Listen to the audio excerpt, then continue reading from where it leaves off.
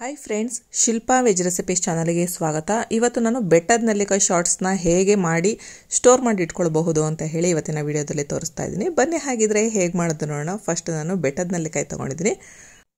6 ಬೆಟ್ಟದ ನೆಲ್ಲಿಕಾಯಿನ ತೊಗೊಂಡಿದ್ದೀನಿ. ಲೈನ್ಸ್ ಇರುತ್ತಲ್ಲ ಅದ್ರ ಮೇಲೆ ಫಸ್ಟು ಮಾರ್ಕ್ ಮಾಡ್ಕೊಳ್ಬೇಕು. ನಂತರ ಸ್ವಲ್ಪ ಎಬ್ಬಿದ್ರೆ ಬೆಟ್ಟದ ನೆಲ್ಲಿಕಾಯಿನ ಹೆಚ್ಕೊಳ್ಳೋದಕ್ಕೆ ತುಂಬಾ ಸುಲಭ ಆಗುತ್ತೆ.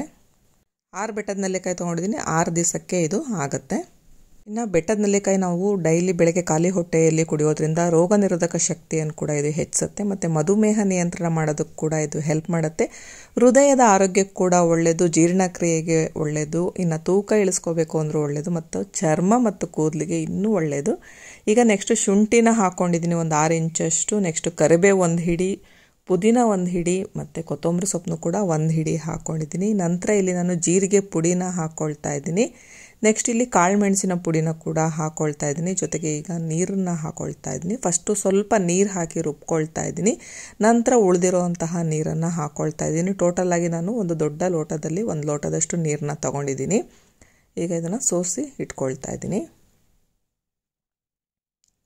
ಇನ್ನು ಈ ನೆಲ್ಲಿಕಾಯಲ್ಲಿರುವಂತಹ ಆ್ಯಂಟಿ ಆಕ್ಸಿಡೆಂಟ್ಗಳು ಚರ್ಮದ ಕಾಂತಿಯನ್ನು ಹೆಚ್ಚುತ್ತೆ ಮತ್ತು ಜೊತೆಗೆ ಕೂದಲಿನ ಆರೋಗ್ಯವನ್ನು ಕೂಡ ಕಾಪಾಡುತ್ತೆ. ನಮ್ಮ ಕೂದಲು ಸದಾ ಶೈನಿ ಆಗಿರಬೇಕು ಮತ್ತು ಕಪ್ಪಾಗಿರಬೇಕು ಅನ್ನೋದಾದರೆ ಬೆಟ್ಟದ ನೆಲ್ಲಿಕಾಯಿ ಜ್ಯೂಸನ್ನ ಮಿಸ್ ಮಾಡದೆ ಡೈಲಿ ಕುಡೀರಿ.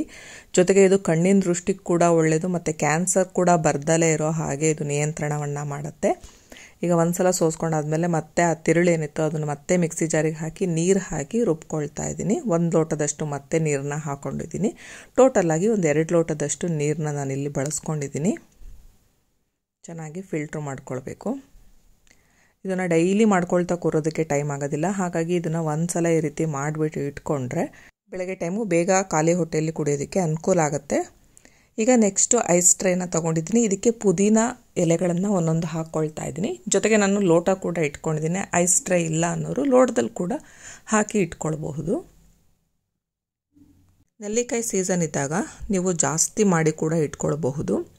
ನೀವು ಸೀಸನ್ನಲ್ಲಿ ಫ್ರೆಶ್ ಆಗಿ ಮಾಡ್ಕೊಂಡು ಕೊಡೋದು, ಇನ್ನೇನು ಸೀಸನ್ ಮುಗಿಯುತ್ತೆ ಅನ್ನುವಾಗ 1 ತಿಂಗಳು 1-2 ತಿಂಗಳಿಗೆ ಆಗೋ ಅಷ್ಟು ಮಾಡಿ ಈ ಥರ ಐಸ್ ಟ್ರೇಗಳಲ್ಲಿ ಲೋಟಗಳಲ್ಲಿ ಹಾಕಿ ಫ್ರೀಝರ್ನಲ್ಲಿ ಇಟ್ಕೊಂಡ್ಬಿಟ್ರೆ ನೀವು ಯಾವಾಗ ಬೇಕಿದ್ರೂ ಕುಡಿಯೋದಕ್ಕೆ ಅನುಕೂಲ ಆಗುತ್ತೆ. ಈಗಂತೂ ಬೆಟ್ಟದ ನೆಲ್ಲಿಕಾಯಿ ಯಾವಾಗಲೂ ಕೂಡ ರೆಗ್ಯುಲರ್ ಆಗಿ ಸಿಗುತ್ತೆ.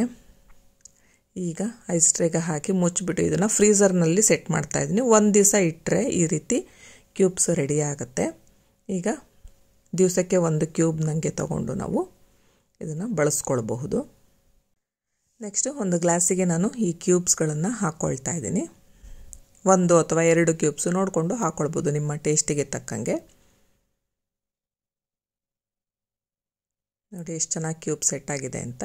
ಈಗ ಈ ಕ್ಯೂಬ್ನ ಹಾಕ್ಕೊಳ್ತಾ ಇದ್ದೀನಿ.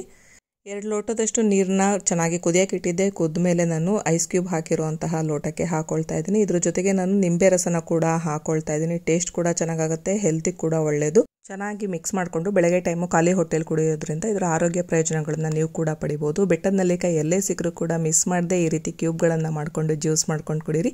ನಿಮಗೆಲ್ಲ ಈ ವಿಡಿಯೋ ಇಷ್ಟ ಆದರೆ ಲೈಕ್ ಮಾಡಿ, ಶೇರ್ ಮಾಡಿ ಹಾಗೂ ಸಬ್ಸ್ಕ್ರೈಬ್ ಮಾಡಿ. Thank you friends.